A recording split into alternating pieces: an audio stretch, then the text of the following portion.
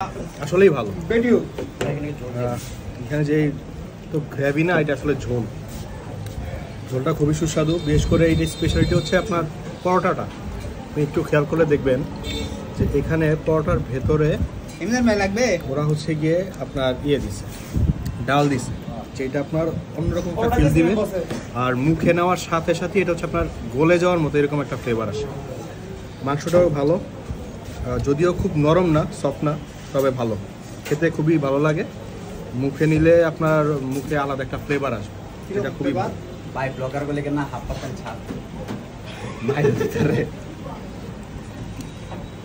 হ্যাঁ, পরে done for me. আর কেউ? আমি খাওয়ার সময় কথা বলি না। লাগতেছে খাওয়ার সময় কথা বলে আল্লাহ পাপ দেয়। ঠিক আছে, তাহলে খাবার পরে তোমার কাছে আসতেছি। খাওয়ার পরে আশিক ভাই দিবে। আশিক ভাই, আশিক বলো। আজকে আশিক মূলত এখানে একটা খাবারের মূলত এই আইডিয়াটা আসছে আশিকের মাথা থেকে। আমরা এখানে এর ইতিপূর্বে কয়েকবার আসছি, কিন্তু আমাদের মাথায় ছিল না, বা কখন আমরা এখানে আসিও নাই। আজকে হুট করে বন্ধু আশিক বলতেছে যে জায়গায় যাব বারোদিতে, খুব ভালো মুরগির গোস্ত সাথে পরোটা। তো হুটাট করেই প্ল্যান, হুটাট করেই আসা। Credit goes to Ashik. Thank you so much Ashiq.